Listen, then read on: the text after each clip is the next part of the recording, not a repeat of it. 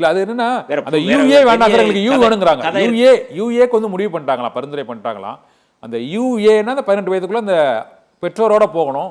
இது வந்து இளைஞர்கள் குழந்தைகள் வந்து அதிகமாக விஜய் படத்தை பார்க்கறதுல எங்களுக்கு இந்த யூ வேணும் அப்படின்னு தான் இவங்களோட முறையீடு. அதனால தான் அது ரிவ்யூ கமிட்டி போயிருக்கு. அதனால தான் நாளைக்கு தீர்ப்பு வருது. அந்த காரணத்துக்காண்டி தான் யூ வேணும்னா வந்து ஆபாசம் இருக்கக்கூடாது, வன்முறை இருக்கக்கூடாது, ரத்த கிளறி இருக்கக்கூடாது, சண்டை இருக்கக்கூடாது.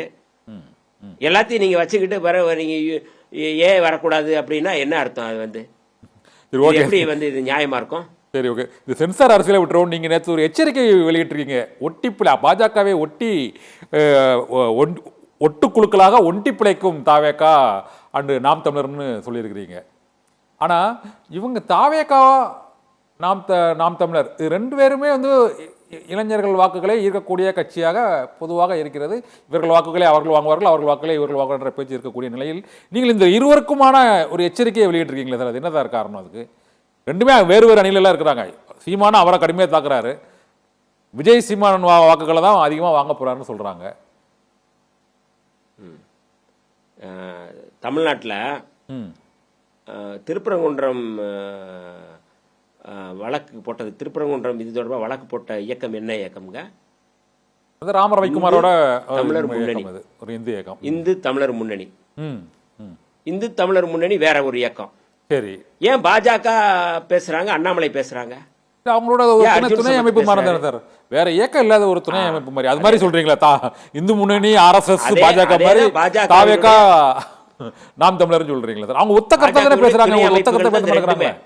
இவரு ஒத்த கருத்தா பேச மாட்டேங்கிறாங்க. இவரு தமிழ் தேசியமும் திராவிடமும் ஒண்ணுங்கிறாரு, அவர் தமிழ் தேசியம் வேற திராவிடம் வேறங்கிறாரு சீமான்.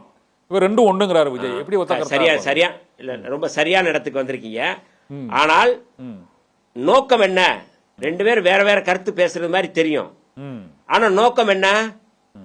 ஆரியத்திற்கு பார்ப்பனியத்தினுடைய கொள்கையை ஏற்றுக்கொண்டு திராவிடத்தை அழித்தொழிப்பது. இதுதான் அவங்க ரெண்டு பேருடைய நோக்கம். சீமானுடைய நோக்கம் என்ன? நீங்க RSS ஒரு கிளை அமைப்பு விஜில், அந்த அமைப்புல வந்து நீங்க இருந்துகிட்டு நீங்க என்ன சொல்றீங்க? பார்ப்பன கடப்பாறை எடுத்துட்டு போய் நீங்க வந்து திராவிட கோட்டையை நான் இடிப்பேன்னு சொல்லி சொல்றாரு. இது வந்து முழு RSS சித்தாந்தத்தை வந்து இவர் வந்து எப்படி பேசுறாரு? இது அதாவது RSS காரங்களே இப்படி பேச முடியாது. பெரியார் சிலையை வந்து நான் உடப்போம் சொல்லி இப்ப நாம் தமிழர் கட்சிக்காரங்க இப்ப பேச ஆரம்பிச்சிட்டாங்க. ஆரியத்துக்கும் திராவிடத்துக்குமான அந்த யுத்தத்தை இவர் வந்து ஆரியத்தோடு இணைந்து ஆரியத்துக்கு அடிமணிந்து ஆரியத்துக்கு அடிமையாகி நீங்க வந்து நீங்க திராவிடத்துக்கு எதிராக பேசுறது அப்படிங்கிறது ஒரு உத்தி, அது தனி. விஜய் அவர்கள் நான் வந்து திராவிடத்தை நான் ஆதரிக்கிறேங்க, எனக்கு பெரியார் வேணுங்க அப்படின்னு சொல்லி அவர் சொல்றாரு. பெரியாரிய இவ்வளவு மோசமா, பெரியார வந்து இவ்வளவு மோசமா இழிவுபடுத்துறாரு, அவதூறுபடுத்துறாரு. ஒரு வார்த்தை விஜய் பேசியிருக்கிறாரா? நீ அமைதியா இருந்தா அவருக்கு உத்தரவு. அதை பத்தி அவர் பேச மாட்டாரு. ஆனா பெரியார் என்னுடைய கொள்கை தலைவர் பாரு, பாஜக என்னுடைய கொள்கை எதிரிம்பாரு. ஆனா அவர் பேசுறதை இவர் வந்து கண்டிக்க மாட்டாரு, கண்டுக்கவும் மாட்டாரு. அப்ப இவங்களுடைய ஆனா இவர் வந்து திமுக எதிராக இருப்பாரு. சீமானும் திமுகவுக்கு எதிராக இருப்பாங்க, பாஜகவும் திமுகவுக்கு எதிர், ஒரு மறைமுகத்தோட செயல்படுறாங்க. அதிமுகவும் சீமானுக்கு எதிர். இப்ப எல்லாம் வந்து பன்முனை தாக்குதல். ஒரு இந்த தேர்தலில் வந்து எப்படி அப்படின்னா ஒரு எதிரியை வந்து பல வியூகங்கள் வகுத்து நம்ம வந்து தாக்குதல் நடத்தி அந்த எதிரியை வீழ்த்தணும் அப்படிங்கிறது தான் நீங்க வந்து மகாபாரதத்தில் சொல்லப்படுற கதை. அதே கதைய இவங்க வந்து இந்த மாதிரி பல்வேறு உத்திகள்ல வந்து பண்றாங்க. இது வந்து வெளிப்படையா இப்ப இருக்கிற சின்ன பசங்க, இளைஞர்கள், ஒண்ணுமே அரசியல் புரிதல் இல்லாதவங்களுக்கு கூட அது வந்து தெரியுது. சீமானுடைய நடவடிக்கை என்னவா இருக்குது அப்படிங்கிறது தெரியுது, விஜய் அவர்களுடைய நடவடிக்கை என்னவா இருக்கு அப்படிங்கிறது தெரியுது. அதனால நான் எச்சரிக்கை செய்ய வேண்டிய தேவை இருக்குது. இவர்கள் ரெண்டு பேருமே ஒட்டுக்குழுக்கள், பாஜகவினுடைய RSS ஒட்டுக்குழுக்கள் அப்படிங்கறத நான் சொல்றேன். ஓகே, பன்னீர் தோழர், நிறைவா ஒரு கேள்வி. தமிழகத்தில் அரசியல் களத்தில் இப்போது அதிமுக, பாமக, பாஜக கூட்டணி, பாமகவின் அன்புமணி பிரிவு கூட்டணி அங்கு உடன்பாடு ஏற்பட்டிருக்கிறது. இந்த சூழ்நிலையில் திமுக கூட்டணிக்கு அதிமுக, பாஜக, பாமக தலைமையிலான அந்த கூட்டணியில் தான் வந்து கடுமையான எதிர்ப்பு. அது நேரடி எதிர்கட்சியாக அது வந்து இதுவரை பல்வேறு தேர்தலில் பார்க்கப்பட்டது. இந்த முறை களம் நிலவரம் மாறும் என்று கூறப்பட்ட சூழ்நிலையில் இப்போது அனைத்து கட்சிகளும் அதிமுக கூட்டணியில், தேமுதிக நாளை அறிவிக்க இருக்கிறது. இந்த சூழ்நிலையில் இந்த கூட்டணிகள் மாறுவதாலும் திமுக கூட்டணியிலும் காங்கிரஸ் கட்சி தாவேக்காவிற்கு இன்று இந்த ஜனநாயகன் பிரச்சனையில் வந்து மிகுந்த ஆதரவு தெரிவித்து வரிசை கட்டி கிரீஸ் ஜோடங்கர்ல இருந்து மாணிக்கம் தாகூர்ல இருந்து ஜோதி மணியிலிருந்து பிரவீன் சக்கரவர்த்தியிலிருந்து தொடர்ச்சியாக இது பெரிய பிரதமர் நரேந்திர மோடியே இந்த படத்தை நிறுத்தி வைத்திருக்கிறார் என்ற அளவில் அவர்கள் வந்து கண்டனமும் பதிவும் செய்து கொண்டிருக்கிறார்கள். இந்த சூழ்நிலையில் இந்த கூட்டணிகள் மாறுவதால் களம் காட்சிகள் மாறும் நினைக்கிறீங்களா?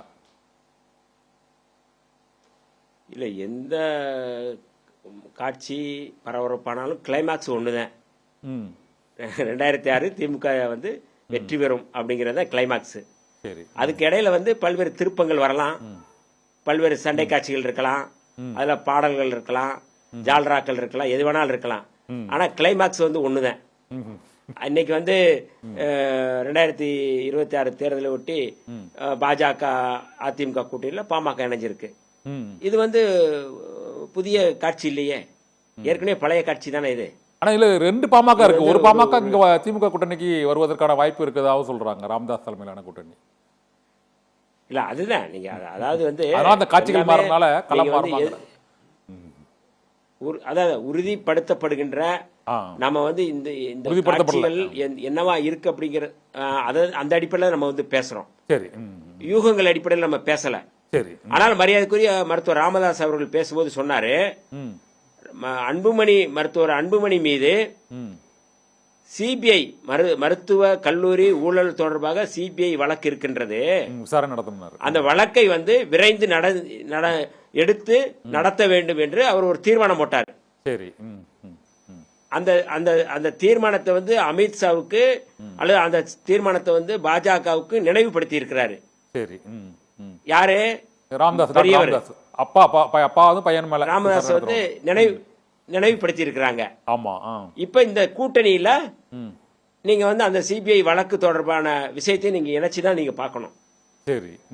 நீங்க வந்து பாஜகவை எதிர்த்து இன்னைக்கு வந்து மரியாதைக்குரிய தமிழ்நாடு முதலமைச்சர் அவர்கள் திண்டுக்கல்ல நேற்றைக்கு பேசிய பேச்சு ரொம்ப முக்கியமான பேச்சு. என்ன அப்படின்னா வந்து டெல்லிக்கும் தமிழ்நாட்டுக்கும் தான் போட்டி, டெல்லியினுடைய அல்லது பாஜகவினுடைய அரசியலை அதனுடைய சித்தாந்தத்தை தமிழ்நாட்டில் நிறுவ முயல்கிறார்கள், இதுதான் அவர் சொல்ல வர்றது. சரி. அதற்கு யாரெல்லாம் ஒத்து வர்றாங்க, அதுக்கு யாரெல்லாம் வந்து ஒட்டுக்குழுக்களா இருக்கிறாங்க அப்படிங்கறத நம்ம வந்து சொல்றோம். அப்ப இன்னைக்கு பாஜகவினுடைய செயல்பாட்டை, அவங்களுடைய செயல் திட்டத்தை நடைமுறைப்படுத்தக்கூடிய இடத்துல இவர்கள் எல்லாமே இருக்கிறாங்க. இவர்கள் எல்லாமே குறிப்பாக வந்து பாஜகவினுடைய சத்திரியர்களாக சொல்லுவாங்களே, சத்திரியர்கள் சொல்றாங்களா, பாஜகவினுடைய செயல் திட்டத்தை களத்தில் நடைமுறைப்படுத்துவதற்காக துடித்துக் கொண்டிருக்கிறார்கள். ஆனால் 2026 கிளைமாக்ஸ் அவங்களுக்கெல்லாம் சோகத்தை தரும், துயரத்தை தரும் என்பதில் எந்த மாற்று கருத்தும் இல்லை.